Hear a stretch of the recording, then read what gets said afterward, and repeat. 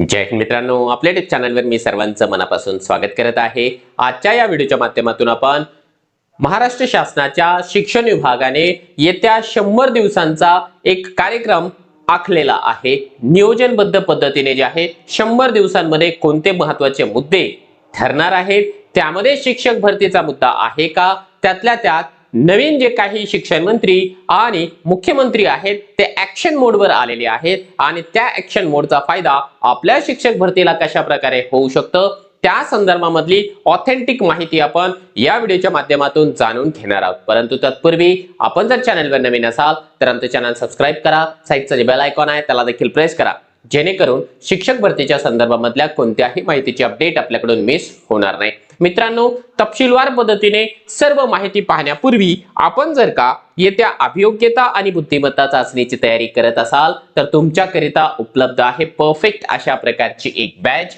ज्याचं नाव आहे mission TET batch 2.0, जी की येत्या अभियोग्यता आणि बुद्धिमत्ता चाचणीसाठी अतिशय उपयुक्त ठरणार आहे। कारण यामध्ये टेट साठी असलेल्या सगळ्या विषयांच्या डेली लाईव्ह लेक्चर्सच्या माध्यमातून तुम्हाला मार्गदर्शन केलं जाणार आहे। लाईव्ह लेक्चर मिस झालं तर रेकॉर्डेड फॉर्मॅटमध्ये सेम लेक्चर या ठिकाणी अवेलेबल असणार आहे। लेक्चरच्या सोबतच तुम्हाला पीडीएफ नोट्स, उत्तम दर्जाची टेस्ट सिरीज आणि डाऊट क्लिअरिंग सेशन असं कंप्लीट पॅकेज उपलब्ध होणार आहे, तेही IBPS मध्ये एक्सपर्ट असलेल्या फॅकल्टीजच्या माध्यमातून।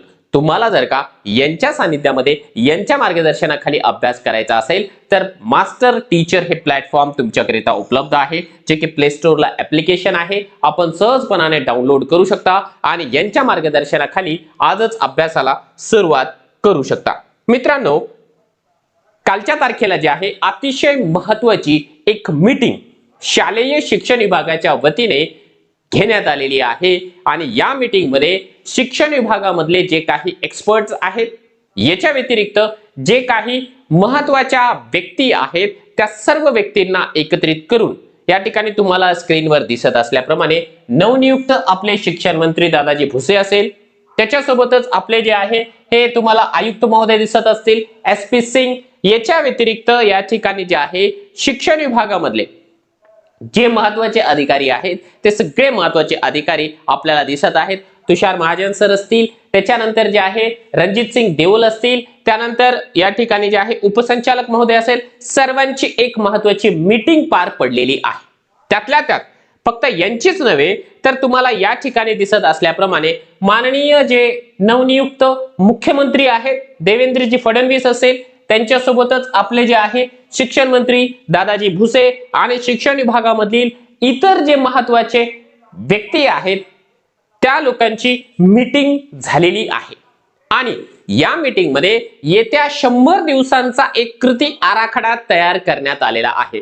या कृती आराखड्यामध्ये शिक्षण विभागाकडून नवनियुक्त सरकारला कोणकोणत्या अपेक्षा आहेत, कोणती कामं करायची आहेत, त्या सगळ्या कामांचं अनालिसिस आणि एक आराखडा फ्रेमवर्क या ठिकाणी करण्यात आलेला आहे। आपल्यासाठी एक चांगली गोष्ट ही आहे मित्रांनो की जेव्हापासून नवीन शिक्षण मंत्री दादाजी भुसे यांनी कार्यभार स्वीकारलेला आहे ते प्रत्येक शाळेवर जाताना आपण पाहिलं। सुरुवातीची त्यांची ऍक्शन होती की ते बऱ्याच जिल्हा परिषदेच्या शाळांमध्ये स्वतः गेले, त्या ठिकाणची बाथरूमच्या व्यवस्थेपासून ते किचन रूमच्या व्यवस्थेपर्यंत सगळी व्यवस्था त्यांनी व्यवस्थितपणाने पाहिली, त्यांच्या समस्या जाणून घेतल्या, अगदी विद्यार्थ्यांच्या बेंचेसवर बसून त्यांनी त्यांच्यासोबत जे आहे हितगुज केलेला आहे। त्यानंतर त्यांनी दुसरं या ठिकाणी पाऊल उचललं की जेवढ्या काही शिक्षकांच्या संघटना होत्या त्या सर्व शिक्षकांच्या संघटनांशी त्यांनी जे आहे एक दिवस कॉन्फरन्स घेतली, त्यांच्याकडून ज्या काही अपेक्षा आहेत शिक्षण विभागाला आणि संघटनांना शिक्षण विभागाकडून ज्या काही अपेक्षा आहेत त्या त्यांनी जाणून घेतल्या। म्हणजे आपले जे शिक्षण मंत्री आहेत ते आपल्या खात्याचा व्यवस्थितपणाने अभ्यास करताना आपल्याला दिसत आहे आणि बऱ्यापैकी आता त्यांचा अभ्यास हा पूर्ण झालेला आहे आणि अभ्यास पूर्ण झाल्याच्या नंतर जे आहे कालच्या तारखेला त्यांची जी मीटिंग आहे शिक्षण विभागाची यशस्वीपणे पार पडलेली आहे। आता या मीटिंग मध्ये बरेच मुद्दे त्यांनी हाती घेतलेले आहेत। खऱ्या अर्थाने शिक्षण विभाग हा फार मोठा विषय आहे, ठीक आहे, त्याच्यामध्ये बरेच विषय येतात, परंतु आपलं चॅनल आपण ज्या गोष्टीसाठी डेडिकेट केलेलं आहे ते म्हणजे शिक्षक भरती, नवनियुक्त शिक्षक आणि शिक्षक भरतीचे उमेदवार, त्यांच्याकरिता नेमके कोणकोणते महत्त्वाचे मुद्दे या ठिकाणी आहेत ते आपण या ठिकाणी बघणार आहोत। बघा, त्यांनी जो काही ठळक सूचना दिलेल्या आहेत शिक्षण मंत्र्यांनी. त्यामध्ये ते काय आहे, जय जय महाराष्ट्र माझा या गीताची जी आहे अंमलबजावणी करायची आहे.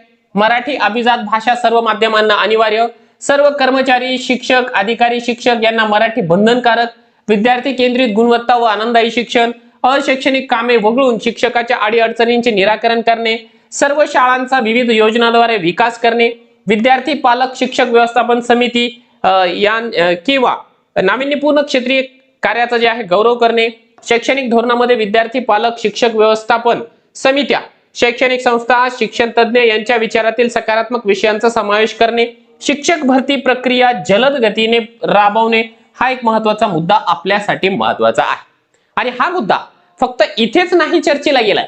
ठीक आहे, मुख्यमंत्र्यांच्या 100 दिवसांचा जो काही कार्यक्रम आहे, येत्या 3.5 महिन्यांचा जो काही कार्यक्रम आहे तेवढ्या पुरता न डिस्कस करता ज्या दिवशी नवीन शिक्षण मंत्री यांनी ज्या काही शिक्षकांच्या संघटना आहे त्यांच्यासोबत ज्यावेळेस मीटिंग केली त्याही वेळेस हा मुद्दा चर्चेला गेला होता की शिक्षकांची संख्या जी आहे ती बऱ्याच प्रमाणावरती रिक्त आहे आणि लवकरात लवकर शिक्षकांची संख्या आपण वाढवावी, म्हणजे नवीन शिक्षकांची भरती करावी अशा प्रकारची मागणी सर्व शिक्षक संघटनांच्या वतीने एकत्रितपणे देण्यात आली होती. त्यावरती दादाजी भुसे यांनी होकार दिला होता आणि तोच मुद्दा त्यांनी या ठिकाणी देखील कायम ठेवलेला आहे. ही आपल्यासाठी निश्चितपणाने आनंदाची बाब आहे. त्यानंतरचा मुद्दा विद्यार्थी आरोग्य पोषण किंवा मिनी अंगणवाडी, इंग्रजी शाळा, क्लासेस फी नियंत्रण वगैरे या बाकीच्या गोष्टींशी आपल्याला देणं घेणं. ठीक आहे, आपला मुद्दा महत्वाचा काय आहे की शिक्षक भरती प्रक्रिया जलद गतीने राबवणे आणि याचमुळे जे आहे येत्या आठवड्याभरामध्ये आपल्याला निश्चितपणाने आपण सांगू शकतो की फेज 2 ची सुरुवात झालेली पाहायला मिळू शकते. कारण कालच्या तारखेला जे आहे ऑनलाईन पद्धतीने पवित्र पोर्टलचं काम करणारी जी कंपनी आहे ती लिस्मा कंपनी, त्याचा जो कार्यकाळ आहे तो 1 वर्षभराकरिता वाढवण्यात आलेला आहे. त्याचा शासन निर्णय देखील निर्गमित झालेला आहे आणि आता भरतीच्या रस्त्यामधले जे आहे अडथळे बऱ्यापैकी दूर झाले. आणि दुसरी महत्वाची गोष्ट, शिक्षण विभाग जे आहे आता ऍक्शन मोडवर आलेला आहे. फेज 2 ची कारवाई कधी होणार आहे? मग तुमच्या मनामध्ये प्रश्न असेल तर बघा, एक गोष्ट तुम्हाला या ठिकाणी निश्चितपणाने सांगतो.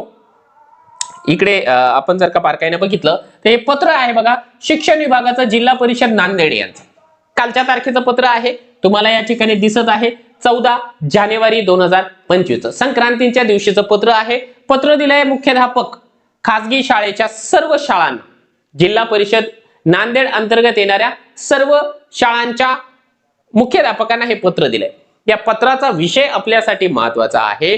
पत्राचा विषय दिलाय की शिक्षक भरती 2022 करिता बिंदू नामावली अद्ययावत करण्याबाबत बघा, आणि यामध्ये स्ट्रिक्टली सूचना देण्यात आलेल्या अगदी कठोर अशा प्रकारच्या. त्यांनी काय सांगितलंय की आपल्याला कळवण्यात येते की आपल्या संस्थेमधील बिंदू नामावली अद्ययावत करण्याबाबत माननीय आयुक्त शिक्षण महाराष्ट्र राज्य पुणे यांचे निर्देश आलेले आहेत. त्या अनुषंगाने आपणास यापूर्वी वेळोवेळी लेखी व तोंडी निर्देश देऊन सुद्धा बिंदू नामावली अद्ययावत माहिती या कार्यालयास प्राप्त झालेली नाही. त्यामुळे आपल्या संस्थेमधील अधीनस्थ शाळेची बिंदू नामावली म्हणजेच रोस्टर मावक औरंगाबाद यांच्याकडून तपासणी केली असेल तो अहवाल तात्काळ या कार्यालयाला जे आहे 16 जानेवारी 2025 पर्यंत देण्यात यावा. यांनी तात्काळ प्रस्ताव सादर करावा. प्रस्तावासोबत विलंबाचा खुलासा देखील सांगितलेला आहे. अन्यथा आपल्या शाळेचे जे वेतन आहे ते अदाच होणार नाही, म्हणजे तुमची पेमेंटच होणार नाही. या गोष्टीची गांभीर्याने दखल घ्यावी. म्हणजे अशा प्रकारच्या कडक शब्दांमध्ये सूचना या ठिकाणी देण्यात आलेल्या आहे. शिक्षण अधिकारी जिल्हा परिषद नांदेड प्राथमिक शिक्षण अधिकारी आहे.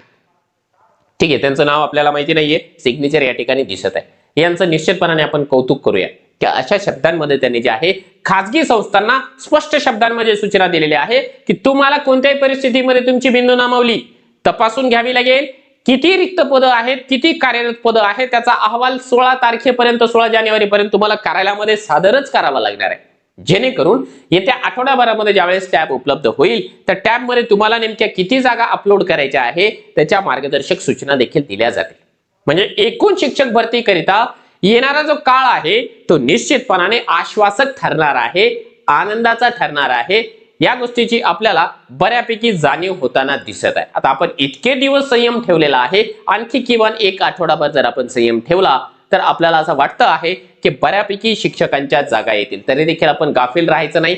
शासनाच्या प्रत्येक बारीक सारीक गोष्टींवरती आपल्याला नजर ठेवायचीच आहे. फेज 2 आता होणार यामध्ये कोणत्याही प्रकारची शंका या ठिकाणी शिल्लक राहिलेली नाहीये. फेज 2 लवकरात लवकर कंप्लीट झाला की लगेच आपल्याला जे आहे टेट 3 च्या तयारीला देखील लागायचं आहे. इव्हाना बरेच उमेदवार त्याच्या तयारीला लागलेले देखील असणार आहेत. या गोष्टीची आम्हाला जाणीव आहे आणि आपल्याला त्याचा अभ्यास करायचा असेल, जे उमेदवार असे आहेत की ज्यांचा स्कोर फारच कमी आहे, जे की फेज 2 मध्ये या ठिकाणी अनफॉर्च्युनेटली क्वालिफाय करू शकणार नाही, त्या उमेदवारांनी मिशन टेट बॅच 2.0 याच्या माध्यमातून अभ्यास करायला हरकत नाही. यामध्ये जे आहे टेट मध्ये एक्सपर्ट असलेले संपूर्ण टीम तुमच्याकरिता अवेलेबल आहे. एकेका विषयासाठी 2-2 एक्सपर्ट या ठिकाणी अवेलेबल आहे, जेणेकरून एका व्यक्तीच्या माध्यमातून एखादी कन्सेप्ट क्लिअर होऊ शकली नाही तर दुसरा जे शिक्षक आहे तो तरी तुमची जी कन्सेप्ट आहे ती क्लिअर केल्याशिवाय राहणार नाही. आपल्याला जर यांचं मार्गदर्शन हवं असेल तर मास्टर टीचर हे प्ले स्टोअरला ऍप्लिकेशन अवेलेबल आहे. आपण जे आहे ते निश्चितपणाने डाउनलोड करा आणि त्यांच्या माध्यमातून जे आहे अभ्यासाला सुरुवात करा.